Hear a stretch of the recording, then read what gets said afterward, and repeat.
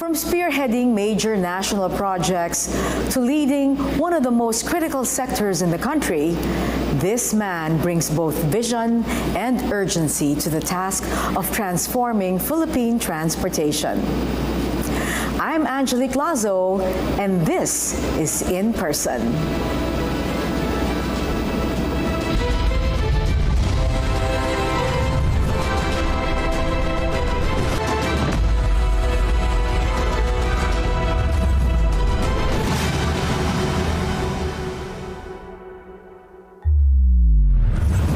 A strategist, a problem solver, and a familiar face in national development. Tonight, we're joined by a key figure behind the country's ongoing transformation of our public transportation system. Let us all welcome, in person, Transportation Secretary Vince Dizon. Good evening, Secretary, and welcome to our program. Good evening, Angelique. Good evening, everybody. We're talking about the traffic, Yes. we're talking about Yes. modernizing, we're talking about there's aviation and there's Yes. train system and all that. Ano. Sa inyo pong pag-upo, paano nyo hinaharap ito? Kasi parang sabay-sabay na nagaganap. Alam niyo po, nung una kaming nag-usap ng Pangulo, no, dalawang bagay lang nang sinabi niya. Unang-una, sabi niya, you have to find a way to make the life of the commuter more convenient, more comfortable, and safe. That's the first thing that he said. The second thing he said, there are a lot of big projects being implemented and in the pipeline. Yeah. He wants those projects fast-tracked because he knows and he understands that it is these projects, the subway, the railways, the improvement of our airports, improvement of our ports. These are the projects that are really going to transform the lives of the ordinary Filipino who has to deal with all these difficult situations in the daily commute every day. True. So he feels their pain, but he knows that it is these projects that are going to eventually solve and address these problems of our people in the long term. But in the meantime, we have to still focus on the things that affect our people on a daily basis. And these may seem small to a lot of people, but to people who go through them every day, they're not small. They're actually very, very significant. And very trying. And very trying. Okay, I watch you pretty much every day, and I see your energy despite everything that you need to address. How did your private work experience affect your leadership here in the DOTr? You know, I've been in and out of government for the better part of the last 25, 26 years. I worked in the legislature, I worked in the executive. I also had some stints in the private sector, including these last 2 years where I worked for Prime Infrastructure, the infrastructure arm of Mr. Ricky Razon. And, you know, having straddled both worlds, right? Both private sector and public sector. You get a lot of perspective. You gain a lot of wisdom in how the private sector works and how the private sector runs the day-to-day business of the private sector. And did you do a lot of adjustment? Meron bang mga adjustments na kailangan? Opo. Marami pong adjustment kasi sa gobyerno mabagal eh. No? And then for you to get things done, and I think the President articulated this very well in his podcast where he says he envies people, his friends in the private sector because, you know, in the private sector, you know, literally snap of a finger. You decide something and it's go, right? Something happens. Dito, mas matagal. Government, it's a challenge. No? But I think it's a challenge that can be overcome. No? And I think it just takes the kind of will and decisiveness that the President has shown to get things done. So that's, as Cabinet Secretaries, we have to follow that lead and we have to really try to do things as fast as we can given difficult constraints of government. Right. Earlier, you said something about the president asking you or telling you that we should make transportation easier, more Safer. convenient, and safer. Bukod doon, ano pang mandato ng Pangulo sa inyo? Actually, si Pangulo, I think ang management style na nakikita ko no, sa aking maikling pagtatrabaho para sa kanya, ano siya, he knows what he wants to get done. He has a very clear vision and direction of where he wants the country and a particular sector to go. He communicates that direction clearly, but at the same time, he gives his cabinet secretaries the leeway to make it happen. No, but he really emphasizes speed and making sure that the people benefit right away, you know, from what we're trying to do. Okay. So, and I think that's clear. In, you know, he told me, for example, you know, we have to fix the lines. Yung mga pila natin, notorious ang Pilipinas sa pila. I know, Angelique, right? you know, So, yeah. Everywhere may pila. No? And ang pinaka-notorious dyan, yung transportation. No, yung pila sa MRT, pila sa airport, Yeah. pila sa LTO, pila sa puerto, pila sa lahat. So, that's a challenge, no? But the president really felt that this is something that we have to address, and this was a challenge that when we came into DOTr with the new team, we really felt that we could make a difference there. That's why the first thing we wanted to do was try to fix the lines in Naiya during Holy Week. Obviously, Holy Week is like, you know, Especially when there's a holiday. Holy Week is really like it's our like it's our golden week, no, for the Chinese, for the travelers, And no? the It's Japanese, like, and the Japanese. No? It's like everybody travels during Holy Week. True. Holy Week and Christmas. Those are the two hell seasons for transport. It's a magnet for people. Absolutely, and the president said make the commute, the travel time more comfortable and safe And pleasant, no? Yeah. And well, as pleasant as it can be. It can be, no? okay. But so we tried to work with the Bureau of Immigration. We tried to work with the new private operator of Naiya, San Miguel Corporation. Yes. We put our heads together. We said that we would try to this. We would try to do things differently. And you know, we were surprised that we were actually able to address the lines, at least for immigration, during Holy Week. And we were surprised that there were very short lines, not the kind of long lines that we usually see. Right. Because it's a turn off, Diba? Absolutely. I mean, you want to go on vacation, o kaya you're coming to the Philippines and there's this great long line. But you know, in fairness, there are lines everywhere in the world. For sure. We've all traveled all over the world. Naman. And there are always lines naman, no? Right. Especially when Immigration's flights always, come in sabay-sabay, di ba? Ano yan, mahaba talaga pika. But you know, nakita namin with the right, you know, interventions in place, and now the president has already even taken it a step further by saying that we've got to modernize our electronic gates and keep them up to par with those that we see international standards in Japan, in Hong Kong, in Singapore, which are faster because our e-gates are old and sometimes some of them break down already. So we really need to replace them. That's why we're very thankful to Mr. Ramon Ang of San Miguel Corporation because he offered to buy the e-gates in Naiya himself, and donate them to government. Wow. And the president said, "Let's do it." You know, and if when that happens, hopefully before the end of the year, during the Christmas season, then it's even the lines are even it'll be much shorter. Yeah, it'll be faster. I don't know about a breeze, Maybe but faster. definitely faster and shorter. And then we also worked on the lines in the MRT, which is also trying. I can still remember the days, and I don't take the MRT, Angelique. I passed them, and the lines are really kawawa. But I took the MRT even now, last March, and I lined up at Taft Station in March just to see how it is and to just get a feel for what our people do go through every day. In and day out. It took me 40 minutes to get to the into the station from a long line. at rush hour. No, and I really saw the problems, and I tried to the team racked their brains and see what can we do. So we did a couple of things. We added more trains.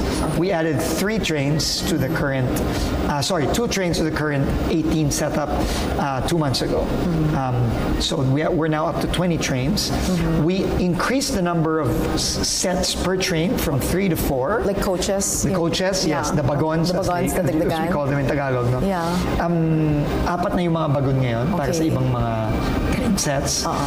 And dahil doon, bumilis ng konti yung pila. Yeah. Pero talagang bumilis nung tinanggal natin yung mga X-ray. Yan. No? How critical was that? Bakit ba sobrang kailangan ng X-ray machine to from begin with? 45-minute wait in Taft and almost an hour wait in Taft, and then in about 45 minutes in North Avenue, where we did our pilot, where we initially removed the X-rays in those stations alone. The pila, the queuing time is now down to 5 to 10 minutes max. That's amazing. I mean, that's really, and we were blown away. Yeah. We saw it on the first day. We thought it was like a fluke, no? But we did it for the last month, and every day in and day out, that's the time. Ayan. So you know, and it's really something that pwede pa kang gawin, no? And the president mentioned this in his podcast that, you know, if we just understand the problem, think about common sense solutions to these problems, it can happen. It can happen. And now we're going to do it for the entire system. That's a good thing. Another thing is, mataas daw ang ating traffic index sa Manila. If you compare to other... understatement. Exactly, di ba? Actually, Bangkok has bad traffic too, and so does Tokyo. Pero ano kaya yung mga primary reasons? Is it because talagang masyado tayong private cars, kulang sa disiplina sa kalye, kulang ang kalye, or kaya masama yung mga traffic, habits ng Pilipino? All of the above. All of the above. Pero tingin ko, na-miss out natin ng pinaka-importante na kulang na kulang tayo sa mass transportation. There you go. Yun ang pinakakulang natin. Kumpara mo sa ibang mga kapitbahay natin sa Asia at sa iba pang lugar sa mundo. Lahat ng bansa, madaming kotse. Lahat ng bansa, kulang ang kalye. Lahat ng bansa, lalo ng mga capital cities, dumadami ang tao. Pero ang kulang tayo na meron yung iba, na marami yung iba, ay mass transportation. Yun ang talagang tingin kong pinakamalaking pagkukulang because of years and decades of neglect of mass transportation. Right. Ang bagal nating magtayo ng mass transportation. At kaya pinapabilisan at pinapamadali ni Pangulong Bongbong Marcos. Sa ibang bansa, Angelique, hindi humihinto ang construction ng mass transport. Laging may dagdag na subway line, laging may dagdag na train station. Tuloy-tuloy yan, hindi yun humihinto. You cannot pause, ano? You cannot pause. Dahil matatabunan tayo. Dahil matatabunan ka, dahil matagal gawin eh. Oo nga naman. Ano kaya ang ideal transport system para sa ating bansa? Well, because we're an archipelago, right? Combination. Right. No, unang-una sa mga syudad natin. Mga tren, at itong nakikita natin na EDSA busway, napaka-epektibo po niyan. No, ako, I've taken it so many times already while I've been Department of Transportation Secretary, just in the last 3 months. Dahil ini-inspection ko lagi, chine-check ko kung may mga problema, at pag may problema, inaayos natin. Just recently, again, dahil sa utos ng Pangulo, sinigurado natin na lahat ng mga elevator, escalator, gumagana. Yeah. At ang maganda po ngayon, lahat po ng elevator natin, sa busway, 18 yan, elevator, gumagana na yan. Lahat ng escalator natin at elevator natin sa MRT, gumagana yan ngayon. No? So, kasi sabi nga ni Pangulo sa akin, no, nung nag-usap kami, oo nga naman, paano nga naman maniniwala ang mga kababayan natin na matatapos natin ang subway, matatapos natin itong tren, papuntang Clark, kung ang escalator, elevator, hindi natin magawa. Kasimpleng Tama bagay. naman yun, kasimpleng bagay, hindi mo maayos, tapos subway ang gusto mong gawin. Right. Hindi naman maniniwala ang mga kababayan natin kapag gano'n. So, that's why we're doing everything all at the same time. Right. Okay. Ito pa, itong NCAP, pag-usapan natin ito. Sa ilang saglit, huwag po kayong mawawala. Itong No Contact Apprehension Policy or NCAP ang ating pong bibigang pansin sa pagbabalik ng In Person.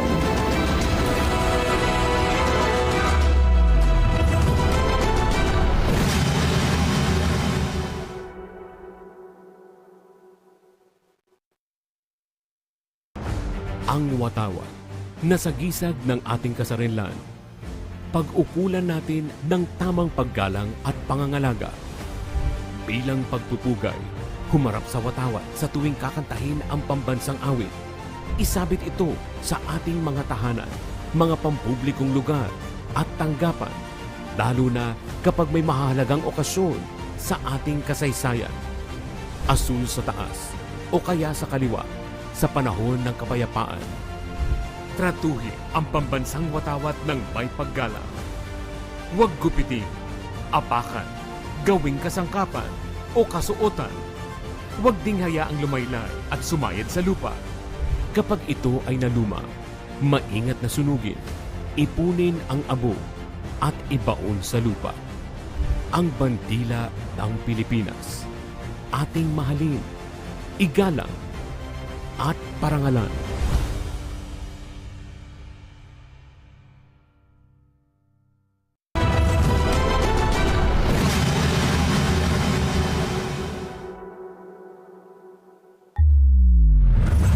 Nagbabalik po ang in-person. Kasama natin ngayong gabi si Transportation Secretary Vince Dizon. At Secretary, balikan natin itong tanong tungkol nga po sa pagpapatupad ng NCAP o No Contact Apprehension Policy sa Metro Manila. Handa na ba tayo sa implementasyon nito? Alam niyo po, ayon sa MMDA, sila po kasi nagpapatupad nitong That's NCAP, right. no? Na handa na tayo. Kaya lang nagkaroon ng problema sa Supreme Court, nagkakaso. Pero tingin ko po, personally, no, bilang isang motorista din, hindi lamang isang taga-gobyerno, kailangan na natin to eh. Kasi mahirap i-enforce ang traffic rules kung mano-mano at kung tao-tao lang.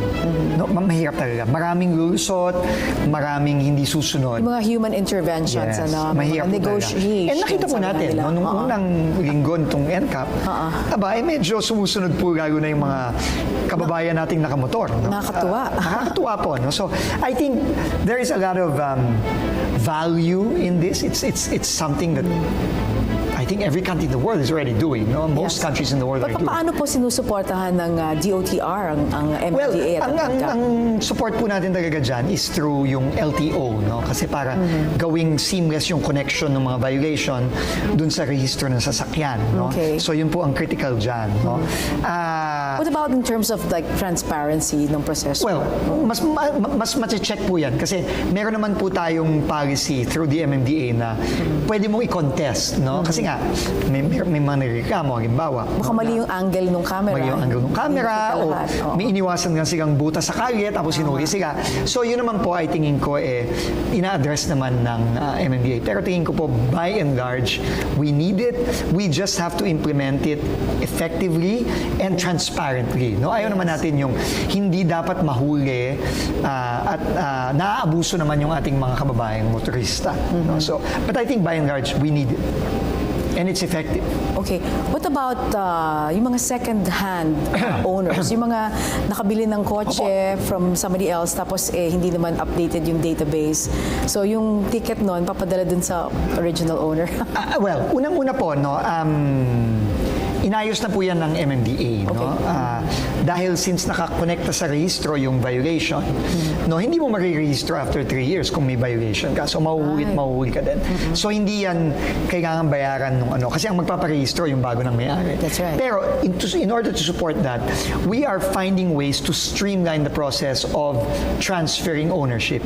Kasi ngayon po ang problema, patong-patong yung requirements, ang dami-dami, ang hirap nung proseso, kawawa din yung mga kababayan nating naglilipat. No? Kaya kahit nasabihin mong within 20 days, kailangan mo maglipat, dahil nga napaka-komplikado at napakadami ng requirements, nahihirapan yung mga kababayan natin. So what we're trying to do now, we're trying to streamline and then make the requirements fewer and simpler. So yun po ang tulong natin sa MMDA para doon. At sa mga kababayan natin. To do ease in doing business just talaga. Make it easier. Make it simpler. Okay, medyo marami itong mga violations na nasakop, di ba? Maraming motorista ang nangangamba tungkol sa kakulangan ng transparency, due process. Ano kaya ang ginagawa ng ahensya para mas maging patas, makatarungan ang pagpapatupad ng polisiya? Again po, ang MMDA po ang in charge dito. That's right, At sila ang nagre-review. Pero tingin ko naman, may sistema na sila at natuto na rin sila dun sa unang pag-implement nito. At ginagaya naman nila yung sistema sa ibang bansa. Kasi hindi naman bago na to eh. No, madali namang tignan kung anong epektibong ginagawa ng ibang bansa at tingin ko yun ang ginagawa ng MMDA. Okay, so kung let's say there is a dispute, can people talk to the DOTr or they need to talk to the not MMDA directly? MMDA po yan. Ayan. Diretso po yan sa MMDA. Sila po ang enforcement nitong NCAP, hindi po ang DOTr. Pero may mga inputs din po kayo, like for instance, hindi lamang kasi odd-even scheme on EDSA itself, di ba?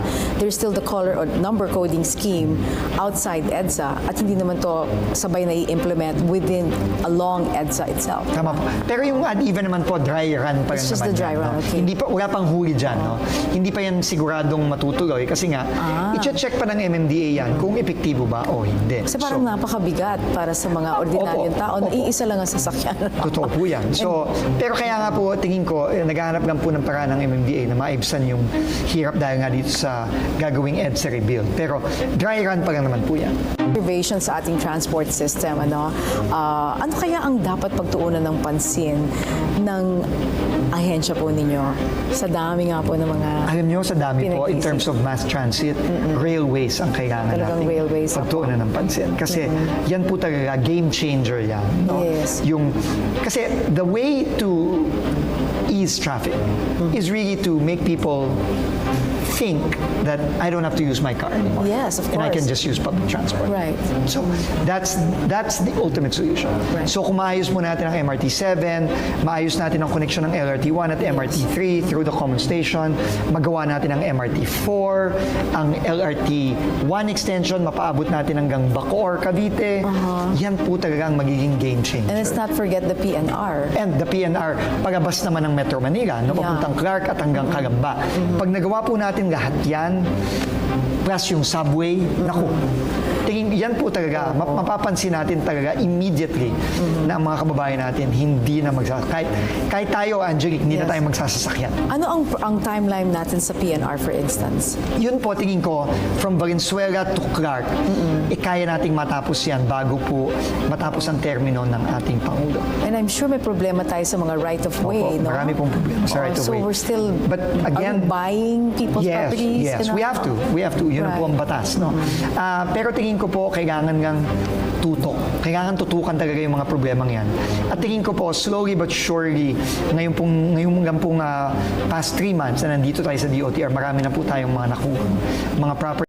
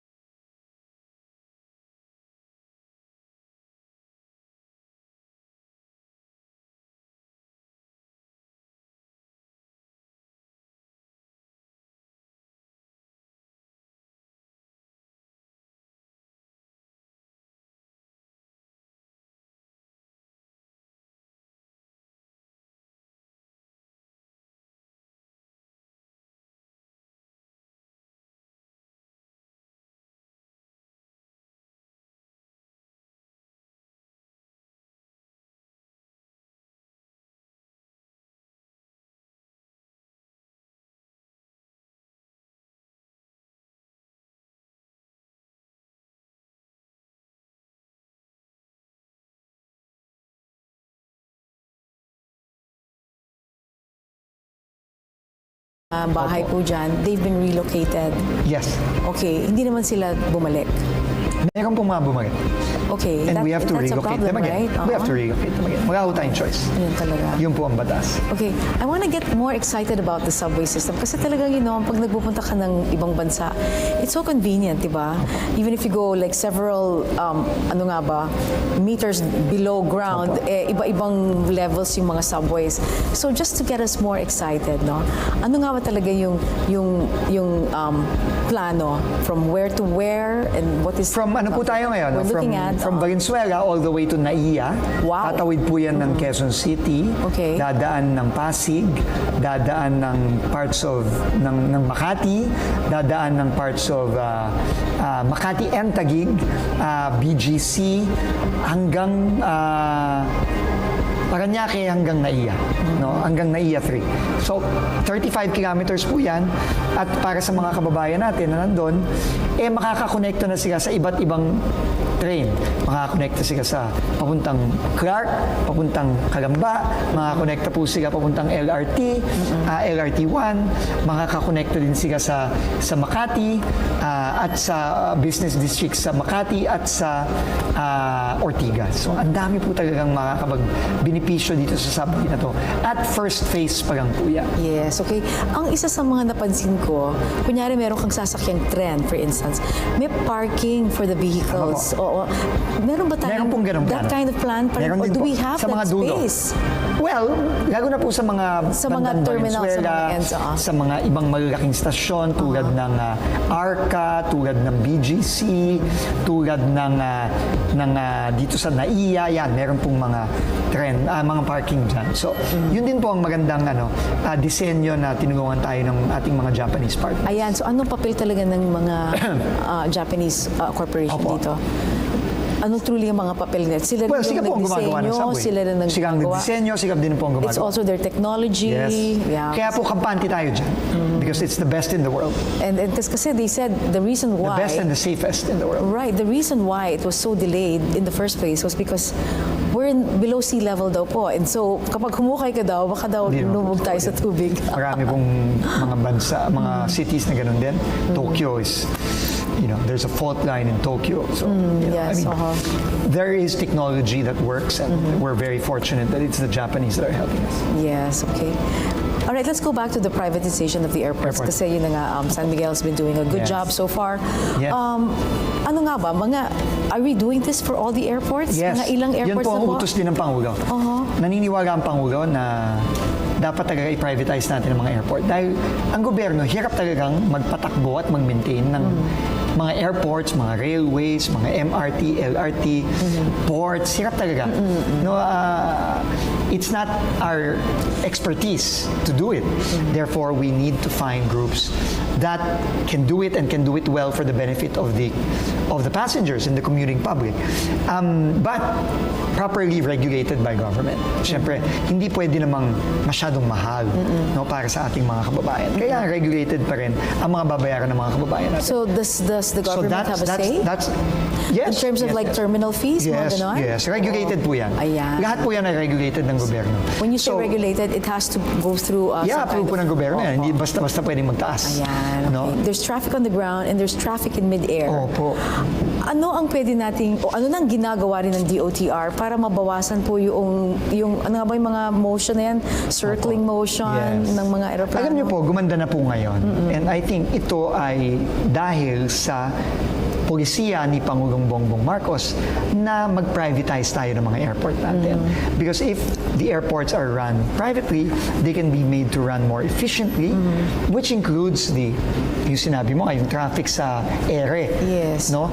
And ngayon, tingin ko, with the rationalization that San Miguel is doing for Naiya, what Clark is doing, what Robinsons and Figinvest are doing in Clark, what Aboitiz is doing for Mactan, all these things, I think, will reap dividends in making the air traffic lesser. Ayan. At bibilis na tayo. At ngayon, nakaramdaman na natin, medyo bumibilis-bilis na. Tingin ko, bibilis pa lalo sa mga susunod na buwan. Not necessarily mean na kailangan natin additional runway, mga ganon. Well, sa Naiya kasi wala na eh. Wala na. Sagad na tayo Wala dyan. na talaga. No, but we're building a new runway in Clark. Cebu is building a new runway as well. So all of those things are happening, but I think just by the President saying, kailangan tayo mag-privatize para mas maging episyente ang mga airports natin, malaking bagay na po yan. Now we're going to privatize some more, and I think, I'm confident when I say that I think the term of President Bongbong Marcos will be the president that would have privatized the most airports in his term. Tingin ko po, ngayon 3 na. Pinakamadami na yan ngayon pa lang, pero tingin ko marami pang padating. So talagang malaki na itutulong ng privatization napakalaki po. sa pamahalaan. Napakalaki. Okay. Well, okay. We have to move on to other topics, pero tayo po ay magbabalik, kaya wag po kayo mawawala. Magpapatuloy ang In Person.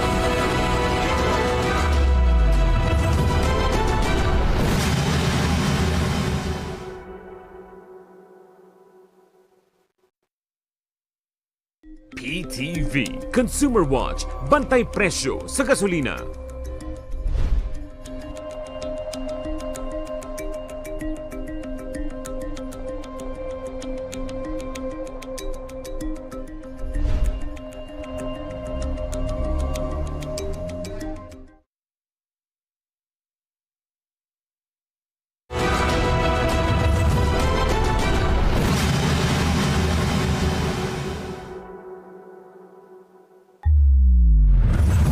Nagbabalik ang in-person at kasama pa rin natin ngayong gabi si Transportation Secretary Vince Dizon. At ito nga po, isa sa mga naging kontrobersyal ay ang PUV modernization program. Secretary, I know you put a pause to this, no? Medyo naka-pause ba ito ngayon? Hindi naman pause po. O parang study time pa? Ano ba? No, hindi naman po. Tuloy-tuloy po itong modernization natin. Okay. Pero, kailangan po nating tutukan yung mga problema kasi marami pong problema itong modernization. Right. And ang pinakamalaking problema po nito ay may problema yung economics. Ibig sabihin, yung mga kababayan natin na nag-modernize, yung mga operators na nag-modernize, na nag-consolidate, ngayon po nahihirapang kumita at consequentially magbayad ng utang. So yung ma-recover yung kanilang Mabigat po na problema yan. Okay. So, we have to address it. Meron na po tayong plano na inaprubahan na po ni Pangulong Bongbong Marcos. Pero habang ginagawa natin yun, kailangan yun namang mga kababayan natin na nasaraduhan kasi nagsara ang consolidation nung last year. Right. So marami po tayong mga kababayan na hindi nakakabiyahe ngayon, nawalan sila ng livelihood. Kailangan naman po, habang inaayos natin yung mga problema. Nawalan sila ng prangkisa, di ba? Nawalan sila ng prangkisa, nawalan sila ng hanapbuhay. Yeah, Essentially. exactly. Kailangan naman po siguro, I think it's but fair, na payagan naman po natin silang makabiyahe ulit, no, kahit papano. Pero, syempre, kailangan nating siguraduhin naman na hindi naman maaapektuhan yung mga operator na nag-consolidate na. So, yun ang binabalansin natin ngayon. At hindi naman to post, tuloy-tuloy pa rin yan, pero kailangan nating i-address yung mga problema. What about the traditional jeepney? Kasi pinag-usapan din yan dati. Na parang ang lumitaw mga minibuses, Yes. di ba? And what happened to the iconic jeepney? Kasama po yan sa gagawin nating mga pagbabago dito sa programa. At marami naman pong mga magagaling at matatiginong mga designer at mga tagagawa ng mga jeep, pero e-jeep na. It's a traditional jeep. Yes. Yung look and feel, ika nga. No, Na pwede may kabayo sa harap. May sa harap, pero E na siya. In fact, si former Governor Chavit Singson, meron siyang planta sa Batangas na yun ang ginagawa. Na mas mura dito sa mga binibentang mga modern Na imported pa. na imported pa. Yeah. So, Let's- we want to encourage that. No? Kasi icon na yung jeepney. Yeah. So, we want that to be part of the program. Okay, so I'm glad to hear that, ha? Opo. Kasi pinagmamalaki natin ng Opo. jeepney, di ba? Alright, following the clamor from different groups, from various transport groups, ang mensahe ninyo sa grupong Piston at Manibela, nagsasabing parehas ang bagong polisiya na inilabas po ng DOTr. Para sa inyo, ano po ba talaga ang problema? Tingin ko, ang issue po talaga is gusto naman nilang mag-modernize. Sinabi po nila sa akin yun nung sila kinonsulta natin. Pero may problema sila dun sa proseso ng pagpasok sa modernization program. Ina-acknowledge po natin na may problema yung proseso. Una, napakabagal, napakatagal. Hanggang ngayon po yung mga rota hindi pa natatapos. No? And it's already been, I think, 7 years since this started in 2018. Why is it taking so long kaya? Classic problema po sa gobyerno, yung bureaucracia, napakatagal, napakabagal. So we're trying to streamline those processes now para naman po mas mapadali ang pagpasok ng mga iba nating mga kababayan na gusto namang sumali pero hirap. No? So we're trying to do that now, but it will take time. No? So habang ginagawa natin yan, inaayos natin, magandang makabiyahe po muli itong mga iba nating mga kababayan na nasaraduhan ng programa last year. I understand, gumawa kayo ng isang committee. Yes. Is there a committee to thrash out the issues? Yes, that's ongoing po. On PUV We've already modernization. presented this to the President. We've also presented it to the stakeholders, this plan, and then now we have to execute it. Ano pong damdamin ninyo sa patuloy ng mga transport strike? Because they can't help it, di ba? They need to be heard, and it's Para sa a akin, right to be heard, di ba? It's their right. Right. We cannot deprive them of their rights to protest, to air their sentiments. As long as hindi naman po sila nakakasagabal at nakakasakit sa ating mga commuters lalo na. No? So yun na naman po. It's a free country, sabi nga nila. Right. No? So tuloy-tuloy lang po yan. Pero tayo naman po ay nakikinig sa kanila. At pinipilit nating ma-address ang kanilang mga hinaing. Yes. Meron po bang ayuda rin na pwede ibigay ang DOTr Meron o naman po. gobyerno? Meron naman po under the program, meron pong ayuda. We just have to use the subsidies more effectively and more efficiently. So yan din po kasama sa mga reformang gagawin natin sa programa. Po, isa pa po sa mga feedback natin, madalas nakatayo daw po at siksikan din ng mga modern Ito po yan. modern jeeps or e-jeeps. Paano ba yan? Hindi po ba dapat komportable muna? Dapat po, pero supply po ang kailangan dyan. No? Supply po. At ngayon, sa dami po ng tao, lalo na sa Metro Manila at sa iba nating mga urban centers, supply po talaga ng mga sasakyan at mass transport ang kulang natin. Kulang tayo sa bus, kulang tayo sa jeep, kulang tayo sa mga ferry, kulang tayo sa mga tren. So, lahat po kulang eh. Kaya, tama po ang presidente, kaya madaliin natin lahat to eh. Kasi huling-huli na nga tayo eh. Kailangan nating madaliin lahat ng mga proyekto natin. Pero pagpapatuloy pa rin po ba yung pag-consolidate ng mga kooperatiba? Tuloy-tuloy po yun. Tuloy-tuloy naman po yan. Hindi naman tayo umuhinto. Pero kailangan nga ayusin natin yung mga problema. Kasi hindi naman consolidation ang solusyon. Ang consolidation, it is a means to an end. And the end is to modernize our jeeps, our public utility vehicles, but at the same time, make sure that they are viable. Meaning, kikita sila. Kahit na pigitin natin sila mag-modernize, kung di naman sila kikita, Yes. problema yan. And there's also may pagka-cultural din po yung habits ng tao. Totoo po. Kasi ang mga Pilipino, may mahilig na, mama, para, di ba? Ibig sabihin, We have to change. bababa na ako dito sa kanto na to, pumara ka na dito. Hindi tayo sanay. But that's May mga enforcement. stations, That's diba? enforcement. We have to Oo provide the infrastructure, but we also have to enforce our rules. No? Right, and kasi that causes It's problems din with the traffic. Absolutely. And safety as well. Absolutely. Yeah, okay. Marami po tayong kailangan ayusin talaga. Ang isa sa mga bagay na medyo tumaas nitong mga nakalipas na panahon ay yung mga road crashes, mga aksidente. Kabilang na dyan yung mga pampasaherong sasakyan. Bilang tugon, iniutos nga po ng ating Pangulo sa DOTr yung posibilidad na itaas ang insurance coverage ng mga pasahero at mga PUVs. Ano po, makakatulong po ba ito kung may mas dagdag Malaki na po. kompensasyon? Yung suggestion po ni Pangulong Bongbong Marcos na itaas ang insurance coverage para ipantay ang public utility vehicle, mga jeep, ang mga bus sa insurance coverage ng pribado, napakalaking bagay po. Lalong-lalo na dito sa mga nakikita namin aksidente. Pero tingin ko, ang pinakamaganda pong ginawa ng Pangulo, and sinabi niya to nung pagkatapos ng aksidente sa SCTEX at sinundan ng aksidente sa NAIA. Yes, that's right. Na sa SCTEX po, gabing dalawa yung namatay. Sa NAIA, dalawa, kasama ang isang batang 4-year-old. I know, it's so sad. Napakasakit po talaga. My heart was really pierced by that scene because I went there right after it happened. It's really something that I could not describe. The feeling of the father, the OFW father who just Who's about to leave, Who's diba? about to leave. He spent the night, the couple of weeks with his daughter, with his family, and then ihahatid lang siya sa airport. Tapos yun Kasi yun ang nangyari.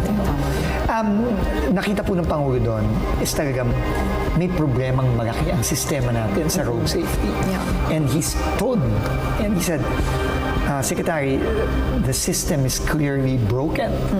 Yeah. No, and we have to fix it. That is the best way that we can,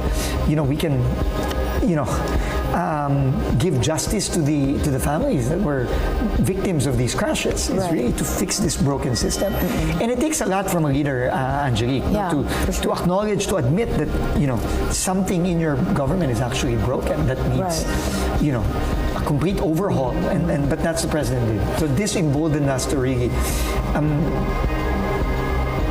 go into this massive reform of our road safety processes, our regulations, and our enforcement. No, and this is something that we're very, very serious. Okay, ano po ang ginagawa ninyong aksyon sa kampanya naman laban sa mga kolorum? Sila kasi hindi mabigyan ng linya, hindi mabigyan ng prangkisa, but they need to survive. We have to rationalize it. We have to rationalize it. Kasi may mga rota na sobrang dami, may mga rota naman na sobrang konti. So I think it's up to government to really find a way to rationalize these routes. No, until we've solved that, basic problem, we will have colorums everywhere. And where are you now in the? So we're trying to fast track the route rationalization. Kasi ngayon, I think nationwide 20% pa lang eh. So kailangan bilisan natin yun. Ayan, okay.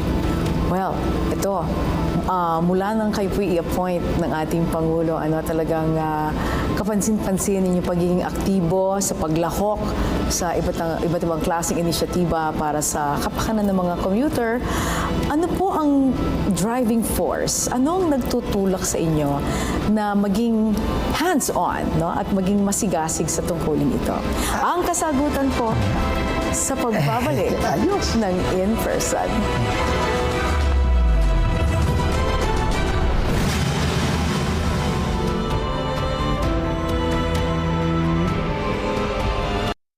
Sa oras ng himala, masasaksihan at mararanasan ang tunay na mga dakilang himala. Dati po, naging 50-50 na po siya sa ospital. Mula po sa bingit ng kamatayan, siya po ay nabuhay. Cancer sa matris, pag pinipiga mo, masakit yun eh. Wala na kinararamdaman. Wala na po.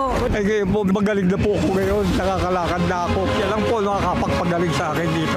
Wala na pong iba. Pinangungunahan ng Good ng Diyos, Apostol Renato D. Carino. Pilipinas! Si Kristo ay tagapagligtas ninyo at dakila niyong Mapapanood na sa Bagong Times Lab, Lunes hanggang Biyernes, alas 10 hanggang alas 11 ng gabi, dito sa PTV Channel 4.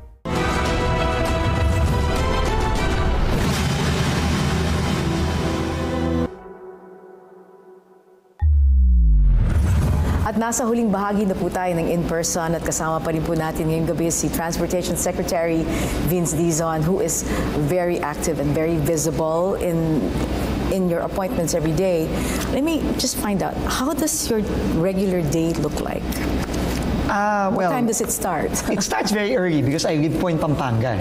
Are you kidding me? Yes. Okay. No, I'm not kidding. Okay. I live in Pampanga and I commute every day.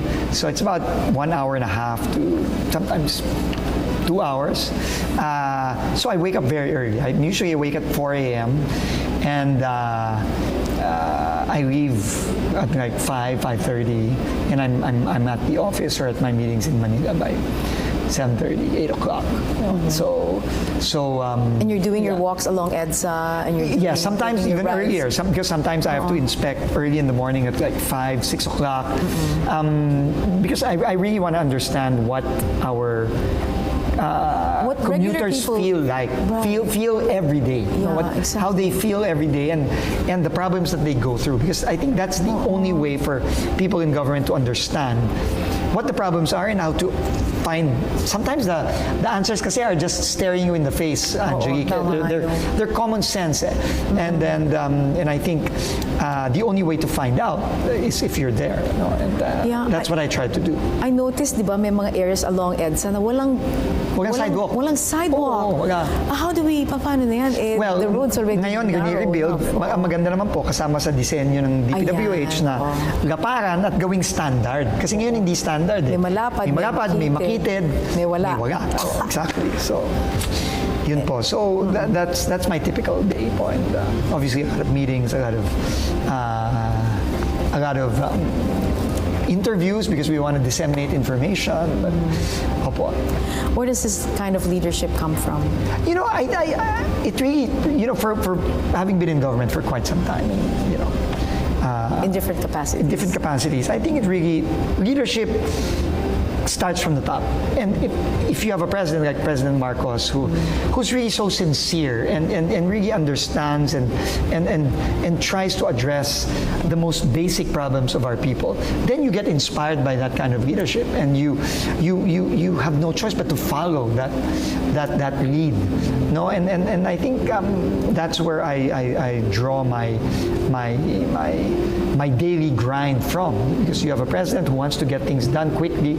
So as a member of his government, I have to do that. You know, and when you see the difficulties that people go through every day, then you really have to find a way to do things quicker. You know, because every day that they go through that is one more day of hell for them. Hopefully, some intervention, like the shorter lines in MRT, shorter lines in NAIA, more trains in the busway, longer hours of operations for the MRT. That helps. And you are doing that, diba? Nadagdagan ng oras ang That's MRT. what we're trying to do, based on the instructions of the president. And if we can save the people an hour, 2 hours, that's so much value for them to spend time with their families, spend more quality time with their kids. Ang laking bagay po nun. And for their health and their overall well-being, di ba? Productivity at work, Right. ang dami pong maitutulong. Ang daming positive benefits, no, kapag habang to. pinipilit nating bilisang matapos itong mga malalaking proyekto. Napakalaking bagay po nun. Ayun yun ang gustong mangyari ng Pangulo. And so we're on track pa sa mga time frames. We're trying to speed it up. No? So I'll get back to you maybe in a couple more months. We'll talk see. about that again. Okay, so far this has been the highest government position you've held, right? Yes, it is. And It's a great honor. How are you holding on so far? So far, okay pa naman. Hanging in there, ika nga.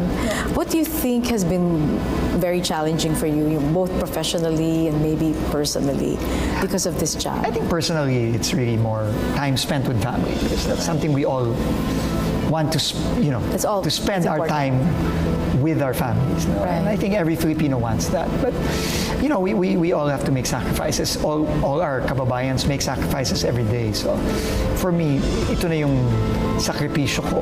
No? Dahil, tingin ko kahit papano, kung matulungan natin mga kababayan natin, malaking bagay po yun para sa buhay. Marami nga pong kinakaharap na issue ang DOTr, and it looks like you're ticking them off one by one. You're going through your list. You're checking it twice. You're gonna find out who's well. Mula po sa traffic, andyan, hanggang sa modernization, andyan po yung so many other things in between. Ano sa tingin ninyo yung pinakamalaking achievements ninyo so far in this very short span of time that you've been the Secretary of the DOTr? I think itong mga maliliit na bagay po na sinabi nga ng Pangulo natin, natutukan natin. Yung mga araw-araw na kalbaryo ng mga kababayan natin. Mga pila sa MRT, pila sa airport, pila dito, pila ganyan. Yung mga fixer sa LTO. Meron pa ba? Marami pa. Meron nga ho kami. Pero nagbago na ho ngayon. Ang fixer ngayon nasa Facebook na eh. So, online na rin sila eh. So, yan po, ano pa yan, work in progress. No? Hindi natin matatanggal lahat yan. Pero pinipilit po nating mahuli lahat ng mga yan. Pero ang epektibong paraan para mawala ang fixer, gawin natin mas madali ang proseso sa gobyerno. Pero kasi pagka ganon, hindi na kailangan yung fixer. Napansin ko kasi, like yung sa pag-renew ng lisensya, that's also online, di ba? Ngayon po, online na, pero ang gusto ng Pangulo, yung pag-renew, hindi ka na kailangan mag-appear. Kasi ngayon kailangan pa mag-appear eh. So through the eGov app, the President wants it to be online. With all the safeguards, of course. Obviously, with all the safeguards. Pero technology is already there, no? Right. So I think we can keep people safe. Wala nang mga madali na yun para sa technology ngayon. And that's what the President wants. At kung yan mangyari, hindi mo na kailangan ng fixer. Oo nga. Hindi na kailangan ng middleman. Hindi na kailangan. Oo. Diretso na tayo. Diretso. Now, let me ask you, what is your vision for the future of the transportation sector in the Philippines? Alam mo, ang personal na vision ko is dumating tayo sa punto na mabibigyan na natin ng oras ang ating mga kababayan. We can give our people back so much lost time just because of the lack of transportation infrastructure. It's not really about the trains, about better roads. It's really about making the commute faster and more comfortable. Because if it's faster and more comfortable, then our people can be more relaxed with their families. They can wake up later so that they can wake up and have breakfast with their kids, send their kids off to school, get home earlier so that when they get home, their children are still awake. Tama. And they can, they can More spend bonding time time with their together. kids, Tama. teach their kids, help them with their homework, and just the quality of life. That's really what I feel a modern transport system should give to our people. At ano nakikita nyo sa sarili ninyo, sa sarili nyong leadership, sa contribution nito sa ating bagong Pilipinas? Ako po, basta trabaho lang po ako ng trabaho. Every day, we take it one day at a time. Trabaho lang po tayo. At pipilitin nating ibigay sa ating mga kababayan at sumunod sa utos ng ating Pangulo. Araw-araw lang. We just take it one day at a time. And finally, ano po ang dapat asahan ng publiko sa inyo pong pamumuno para po sa transport system? Ano yung mensahe ninyo sa sambayan ng Pilipino? Tingin ko po, hingi lang po tayo ng konti pang pasensya. Alam ko po, hirap na hirap po ang mga kababayan natin araw-araw.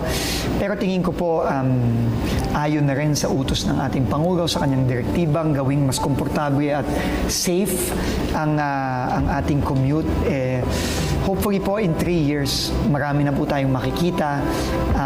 Pero in the meantime po, yung mga araw-araw na pangangailangan nila, yung mga hirap nila araw-araw, yun po ay tuloy-tuloy natin pong tutugunan. Lalong-lalo na yun po ang kabilin-bilin ng ating Pangulo sa atin. Yes, that vision is a shared vision of all. Of everybody. Of everyone. Opo. And with that, maraming salamat sa inyo. Thank you, Angelique. Secretary It was a great Vince pleasure Dizon. po to be Thank here. you so much Thank po. you. Transforming the Philippine transport industry to global standards. Patuloy ang layunin ng pamahalaan sa ilalim ng pamumuno ni Department of Transportation Secretary Vince Dizon. Ang mapabuti ang biyahe ng bawat Pilipino sa pamamagitan ng ligtas, komportable at accessible na mga serbisyo sa transportasyon. At yan po ang tunay na mukha sa likod ng mga balita at mga isyong pinag-uusapan, matapang na humarap at nagpakilala. Ako po si Angelique Lazo at ito ang In Person.